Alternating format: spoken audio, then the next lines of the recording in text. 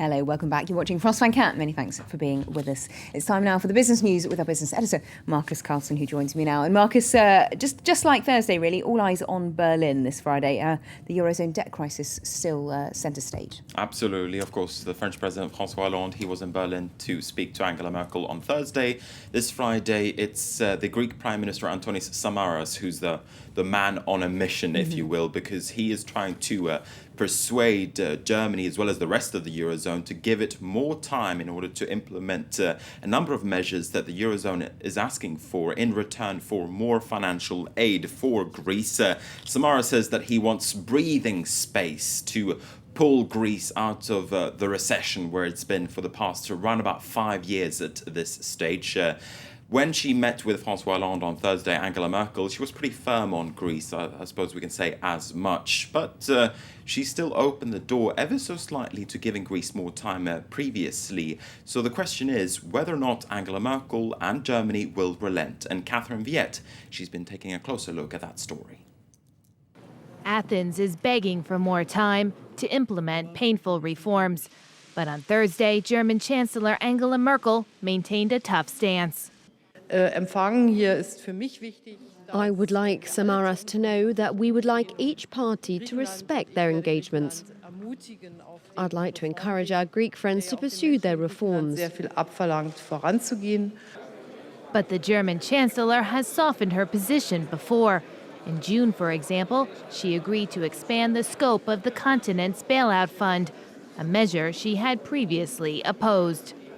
Merkel ultimately is very pro-Europe. She does not want to be the Chancellor of Germany that stands by and allows the Eurozone project to disintegrate. So ultimately, I think she will help support Greece. What she wants to do and what she's done all along is make sure that the stick is at least as firm as the carrot. This time, it seems Greece's lenders could have the last word. Merkel says she won't make any decisions before their report is issued next month.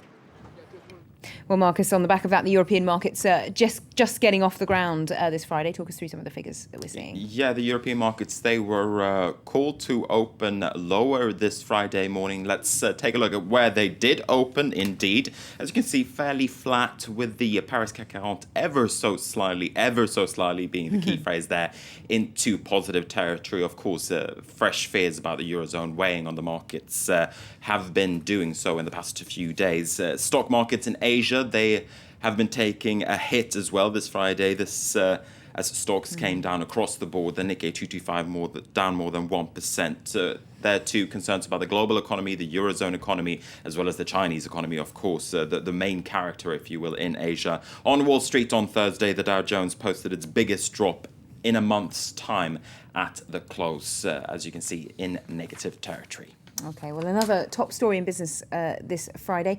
Apple and Samsung have been drawing up a sort of legal battle in South Korea, and we've seen a conclusion to that. Absolutely. A South Korean court has ruled that both Apple as well as Samsung have infringed on each other's patents, and it's issued product bans or sales bans for products from both of these companies in South Korea. Apple will no longer be able to sell the iPhone 4 in South Korea, whereas Samsung won't be able to sell its Galaxy S2 phone in its home markets. Still, though, this is seen as a little bit of a tie between these two companies, at least in South Korea, because this is a long-running battle between these two companies. Apple and Samsung, they have accused each other of stealing each other's ideas in many countries across the globe.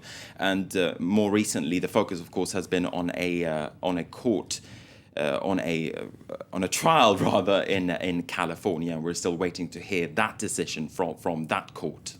OK, and finally, sticking with things online, Facebook is trying to speed up, and the question is whether investors are going to like it. Absolutely. Now, Facebook has introduced a new app or a new application for both the iPhone as well as the iPad. The complaint was that the previous apps were simply too slow, and mobile is really where Facebook has seen some troubles. You may remember that it's introduced its shares back in May on Wall Street, and since then we've seen those shares tumble quite rapidly, and it's really the mobile market that's seen as key for this company. OK, well, thanks very much, Marcus, for that look at today's business news. That's it from us for now. Many thanks for joining us, and do stay tuned. More very very shortly.